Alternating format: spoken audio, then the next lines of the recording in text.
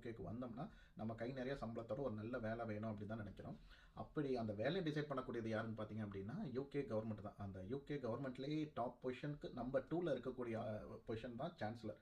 அப்படிப்பட்ட சான்சலருக்கே அவங்களோட பொசிஷனுக்கு தக்க வைக்க முடியுமா அப்படிங்கிற ஒரு சுச்சுவேஷனில் தான் இப்போ இருக்காங்க. அப்படிப்பட்ட அவங்க நேற்று வந்து யூகே எக்கனாமியை வந்து எப்படி க்ரோத்தில் வழியில் கொண்டு போகணும் அப்படிங்கிறத பற்றி நேற்று ஒரு ஸ்பீச் கொடுத்தாங்க. அந்த ஸ்பீச்சில் அவங்க சொன்ன விஷயம் தான் நேற்று வந்து பார்த்தீங்க அப்படின்னா எல்லா நியூஸ்லையும் பார்த்தீங்க அப்படின்னா டாப்பிக்கை ஹைலைட்டாக போயிட்டு இருந்தது. அப்படி அவங்க என்ன சொன்னாங்க, அதனால நமக்கு என்ன புரிஞ்சது, நமக்கு என்ன பெனிஃபிட்டா இல்லை அதனால என்ன பேட் அப்படிங்கிறத தெரிஞ்சுக்கிறத பற்றி தான் இந்த வீடியோவோட கண்டென்ட். ஸோ இந்த சேனலுக்கு நீங்கள் புதுசாக இருந்தீங்கன்னா மறக்காமல் நீங்கள் சப்ஸ்கிரைப் பண்ணுங்கள். வாங்க நம்ம வீடியோக்குள்ளே போகலாம். Welcome to Nethran London. நேற்று வந்து சான்சலர் ரேச்சல் ரீவ்ஸ் பார்த்தீங்கன்னா ஒரு ஸ்பீச் கொடுத்தாங்க நேற்று மார்னிங்கு. அது எதை பற்றி அப்படின்னு பார்த்தீங்கன்னா இந்த யூகே எக்கனாமிக் க்ரோத்தை பற்றி. ஸோ அதுக்கு ஒரு நல்ல ஒரு டைட்டில் சொல்கிறாங்க, கிக் ஸ்டார்ட் எக்கனாமிக் க்ரோத் அப்படிங்கிறாங்க. அது அவங்க என்ன பேசினாங்க அப்படின்னு சொல்கிறதுக்கு முன்னாடி ஏன் அவங்க இந்த இதை பேசியே ஆகணும் ஒரு சுச்சுவேஷனில் இருக்காங்க அப்படின்னு பார்த்தீங்க அப்படின்னா, லாஸ்ட் அக்டோபர் வந்து அவங்க வந்து ஃபஸ்ட்டு பட்ஜெட் அனௌன்ஸ் பண்ணாங்க. அதில் பார்த்தீங்க அப்படின்னா அந்த பட்ஜெட் அனௌன்ஸ்மெண்ட்டில் வந்து நிறைய டேக்ஸ் இன்க்ரீஸ், சேலரி இன்க்ரீஸு, நிறைய சேஞ்சஸ்லாம் அனௌன்ஸ் பண்ணாங்க. ஸோ அதனால் பார்த்தீங்க அப்படின்னா அதனால நிறையா வந்து மக்கள்கிட்ட பார்த்தீங்கன்னா நிறைய பாசிட்டிவ் ப்ளஸ் நெகட்டிவ் ஃபீட்பேக் எல்லாம் வர ஆரம்பிச்சு. ஸோ இது வந்து ஒரு மிக்சர் ஆஃப் ஒரு கமெண்ட் தான் மக்கள்கிட்ட இருக்குது. யாருக்கும் அதில் வந்து ஃபுல் சாட்டிஸ்ஃபைடு அப்படிங்கிற மாதிரி இல்லை. ஸோ அந்த மாதிரி ஒரு சூழ்நிலையில் தான் அவங்க வந்து நேற்று வந்து எல்லாருக்கும் வந்து யூகே எக்கனாமிக் க்ரோத்தை வந்து நம்ம பிளான் பண்ணோம், அதுக்கு ஒரு ஸ்ட்ராட்டஜி நாங்கள் டிசைன் பண்ணியிருக்கோம் அப்படின்னு சொல்லி நேற்று அந்த ஸ்பீச் கொடுத்தாங்க. ஸோ அதில் அவங்க அந்த ஸ்பீச்சு அதில் அவங்க எக்ஸ்பிளைன் பண்ண ஸ்ட்ராட்டஜி என்னென்னு அப்படின்னு பார்த்தீங்க அப்படின்னா அவங்க 3 விதமாக பிரிச்சிருக்காங்க. ஒன்று வந்து ஸ்டெபிலிட்டிங்கிறது வந்து ஃபினான்ஸ்லையும் பாலிடிக்ஸ்லையும் நம்ம வந்து ஸ்டேபிள் பண்ணணும் அப்படின்ட்டுருக்காங்க. ரெண்டாவது பார்த்தீங்கன்னா ரிஃபார்ம், எதில் ரிஃபார்ம் பண்ணணும் அப்படின்னு பார்த்துருக்காங்கன்னா இந்த பிஸ்னஸ் டு ட்ரேட் நடக்குதுல்ல, ஸோ அதை வந்து நம்ம வந்து இன்னும் நல்லா பில்ட் பண்ணணும், அதில் நிறைய சேஞ்சஸ் ரிஃபார்ம் பண்ணணும் அப்படின்ட்டுருக்காங்க. மூணாவது பார்த்தீங்க அப்படின்னா இன்வெஸ்ட்மெண்ட், ஸோ நிறைய இன்வெஸ்ட்மெண்ட் கொண்டு வரணும் அப்படின்னு அவங்க பிளான் பண்ணிருக்காங்க. ஸோ இதுதான் இந்த 3 லேயர் வச்சு தான் இவங்க ஒரு ஸ்ட்ராட்டஜி யூகே எக்கனாமிக் க்ரோத்தை பற்றி ஒரு ஸ்ட்ராட்டஜி அவங்க டிசைன் பண்ணியிருக்காங்க. ஸோ இந்த ஸ்ட்ராட்டஜி அப்ளை பண்ணுற மாதிரியான ஒரு சில 3 விஷயங்கள் வந்து யூகேல சேஞ்சஸ் பண்ண போகிறாங்க. அது எதோ ஓரியன்ட் பார்த்தீங்கன்னா இன்ஃப்ராஸ்ட்ரக்சர் ஓரியன்ட் தான். அது எங்கெங்கே என்னென்ன அப்படிங்கிறதையும் அவங்க சொல்லியிருக்காங்க. ஃபர்ஸ்ட் ஒன் பார்த்தீங்க அப்படின்னா ஹீத்ரோவில் பார்த்தீங்கன்னா இப்போ பார்த்தீங்க அப்படின்னா இப்போ 2 ரன்வே தான் ஒர்க் ஆகிட்டு இருக்கு. ஸோ இப்போ 3வது ஒரு ரன்வே வந்து ரொம்ப நாளாக அவங்க மக்கள் அது பண்ணணும் அப்படின்னு நினச்சிட்டு இருக்காங்க. பட் எந்த கவர்மெண்ட்டும் பண்ண முடியல. இப்போ இந்த லேபர் கவர்மெண்ட் ரேச்சல் ரீவ்ஸ் என்ன சொல்லியிருக்காங்க அப்படின்னு பார்த்தீங்கன்னா, நம்ம அந்த 3வது ரன்வே வந்து எக்ஸ்பேண்ட் பண்ணலாம். இது மூலமாக நிறையா பேர் உள்ளே வருவாங்க. ஸோ நிறையா மக்கள் வந்து போகிறதுக்கு வந்து நிறைய நிறைய பிஸ்னஸ் எல்லாம் உருவாகும். ஸோ அதனால் அதை நம்ம பண்ணி தான் ஆகணும் அப்படின்ட்டு ஸோ அதுக்கு வந்து அப்ரூவல் கொடுத்துருக்காங்க. அடுத்து ரெண்டாவது பார்த்தீங்க அப்படின்னா ரொம்ப நாளாக மான்செஸ்டரில் பார்த்தீங்கன்னா ஒரு ஸ்டேடியம் வந்து அவங்க வந்து ரெனோவேட் பண்ணணும், இல்லை புதுசாக அவங்க வந்து புது ஸ்டேடியம் நிறையா இப்போ இருக்கக்கூடிய ஸ்டேடியம் வந்து பத்தலாம், புதுசாக வந்து நம்ம வந்து கட்டணும் அப்படின்னாங்க. இல்லைனா இருக்கிற ஸ்டேடியத்தை வந்து ரெனோவேட் பண்ணி எக்ஸ்ட்ரா ஸ்பேசஸோட ரெனோவேட் பண்ணணும் அப்படின்னு அவங்க சொல்லியிருந்தாங்க. ஸோ அதுக்கும் இவங்க அப்ரூவல் பண்ணியிருக்காங்க. எந்த மாதிரி அப்படின்னு பார்த்தீங்கன்னா இருக்கக்கூடிய அந்த ட்ரஃபோர்ட் அப்படிங்கிற ஸ்டேடியத்தை வந்து அவங்க வந்து எக்ஸ்பேண்ட் பண்ணுறாங்க. இது ரெண்டாவது.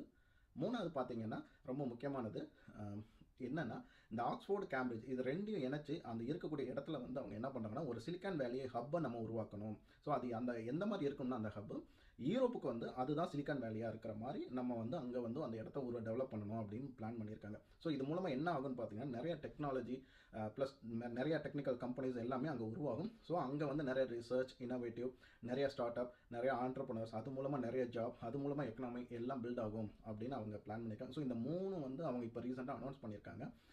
இதுதான் இப்போ நேற்று பார்த்தீங்க அப்படின்னா ஹார்ட் ஆஃப் தி டாக் அப்படின்ற மாதிரி எல்லாரும் பேசிக்கிட்டு இருந்தாங்க.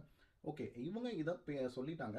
இதை பற்றி மக்கள் என்ன நினைக்கிறாங்க அப்படின்னு பார்த்தீங்க அப்படின்னா ஃபஸ்ட்டு போனோம் அப்படின்னு பார்த்தீங்கன்னா இந்த தேர்ட் ரன்வே ஹீத்ரோவில் வந்து தேர்ட் ரன்வே வந்து எக்ஸ்பேண்ட் பண்ண போகிறோம் அப்படின்னு சொன்னாங்கல்ல. ஸோ அப்படி எக்ஸ்பேண்ட் பண்ணும்போது இடம்லாம் நிறைய எடுக்க வேண்டியது இருக்குது. ஸோ அப்போ பார்த்தீங்கன்னா பக்கத்தில் இருக்கக்கூடிய பில்டிங்ஸ் எல்லாருமே அவங்க வந்து அதை வந்து டேக் ஓவர் பண்ணணும். ஸோ அதில் வந்து மக்களுக்கு சில பேருக்கு வந்து அது வந்து உடன்பாடு இல்லை. ஸோ அதனால் அது ஒரு நெகட்டிவ் திரும்பிக்கிட்டு இருக்குது. ரெண்டாவது பார்த்தீங்க அப்படின்னா இப்போ வந்து ஆப்போசிட் கவர்மெண்ட்டாக இருக்கட்டும், ஆப்போசிட் பார்ட்டியாக இருக்கட்டும், அது கன்சர்வேட்டிவாக இருக்கட்டும், இல்லை அதர் பொலிட்டிஷியன் இல்லை மக்களாக இருக்கட்டும், என்ன சொல்கிறாங்க அப்படின்னா ஓகே நீங்கள் வந்து கன்சர்வேட்டிவ் வந்து லேபர் கவர்மெண்ட் இந்த யூகேல வந்ததே வந்து கவர்மெண்ட் கிட்ட ஃபண்ட் இல்லை, அதை வந்து கரெக்டாக மெயின்டைன் பண்ணல அப்படிங்கிறது தான் நீங்களே வந்தீங்க. இப்போ வந்து நீங்கள் இந்த 3 ப்ராஜெக்ட்லாம் நீங்கள் சொல்கிறீங்கல்ல, இதுக்கு ரெடி பண்ணுறதுக்கு உண்டான ஃபண்டு எங்கே இருக்கும், இது பாசிபிளா, இது இந்த 3 நீங்கள் சொன்னது வந்து நல்லா இருக்குது, பட் இதை ஃபண்டு எங்கேருந்து வரும், இதை பண்ண முடியுமா அப்படிங்கிற சில கொஷின்ஸும் அவங்ககிட்ட வச்சுருக்காங்க. இது வந்து மக்கள்கிட்டையும் எல்லாருக்கிட்டையும் இருக்கக்கூடிய சாதாரண அபிப்பிராயம். இது போக பார்த்தீங்க அப்படின்னா ஓவராலாக இந்த எக்ஸ்பான்ஷன் எதை நோக்கி போகுது அப்படின்னு அவங்க ரேச்சல் சொல்லியிருக்காங்க அப்படின்னு பார்த்தீங்க அப்படின்னா ஸோ ஹீத்ரோ ஏர்போர்ட்டை வந்து நம்ம எக்ஸ்பேண்ட் பண்ணோம்னா நிறைய பிஸ்னஸ் மேன், நிறைய பீப்புள் உள்ள டூரிசம் ப்ளஸ் எல்லாமே டெவலப் ஆகும், நிறைய பீப்புள் வந்து போவாங்க. ப்ளஸ் நம்ம இந்த சிலிக்கான் வேலி ஹப்பை நம்ம இன்க்ரீஸ் பண்ணும்போது நான் முன்னாடி சொன்ன மாதிரி நிறையா டெக்னாலஜி இனோவேஷன் ப்ளஸ் ஆண்டர்ப்ரனர்ஸ் எல்லாம் நிறையா வருவாங்க. ப்ளஸ் இதை யூரோப்போட சிலிக்கான் வேலி ஹப்பா மாதிரி அந்த ஸ்டைல் அந்த லெவலுக்கு நம்ம உருவாக்கணும் அப்படின்னு அவங்க பிளான் பண்ணும்போது அப்போ இன்னமும் நிறையா மக்கள் நிறையா டெவலப் ஆகும் அப்படிங்கிறதுக்காக இதெல்லாம் அவங்க பாசிட்டிவாக எடுத்து வச்சுருக்காங்க. இது மூலமாக ஃபினான்ஸ் ப்ளஸ் எக்கனாமி எல்லாமே க்ரோத் ஆகும் அப்படின்னு அவங்க சொல்லியிருக்காங்க. ஓகே, இது எவ்வளோ டைம்லைன் எதுவும் கொடுத்துருக்காங்களான்னு பார்த்தீங்கன்னா எதுவுமே அவங்க கொடுத்தது கூடிய சீக்கிரம் நடக்கிற மாதிரிலாம் கிடையாது. எப்படியும் ஒரு 5 to 10 years ஆகும் இதெல்லாம் முடிக்கிறதுக்கு. இதெல்லாம் இவங்க ஸ்டார்ட் பண்ணாங்க அப்படின்னா ஜென்ரலாக நம்ம வியூவர்ஸ் ஆகிய நம்ம இந்த மாதிரி ஊரில் வந்திருக்கோம், இல்லை நம்ம ஒரு வேலை தேடி இருக்கோம், அது ஊர்லேருந்து வந்தாலும் சரி இல்லை இங்கே இருக்கிறவங்க வேலை தேடினாலும் சரி, இந்த ப்ராஜெக்ட் எல்லாம் அவங்க புதுசாக இன்ஃப்ராஸ்ட்ரக்சர் அவங்க டெவலப் பண்ணும்போது அந்த ஏர்போர்ட் ரன்வே எக்ஸ்பேண்ட் பண்ணும் போதாக இருக்கட்டும், இல்லை மேன்செஸ்டரில் ஸ்டேடியத்தை எக்ஸ்பேண்ட் பண்ணதாக இருக்கட்டும், இந்த சிலிக்கான் வேலி ஹப்பை அவங்க புதுசாக உருவாக்குறதா இருக்கட்டும், இதெல்லாம் எல்லாமே இன்ஃப்ராஸ்ட்ரக்சர் டெவலப்மெண்ட்டுக்குள்ளே வரும். ஸோ அப்படி வரும்போது இங்கே இருக்கவங்களுக்கு நிறைய வேலை வாய்ப்பு உருவாகும், ப்ளஸ் நிறைய வேலை வாய்ப்பு ப்ளஸ் சேலரி எல்லாமே நடக்கும். ஸோ இது ஒரு நம்ம மாதிரி ஆட்களுக்கு இது முக்கியமாக இது ஒரு பாசிட்டிவாக தான் இருக்குது.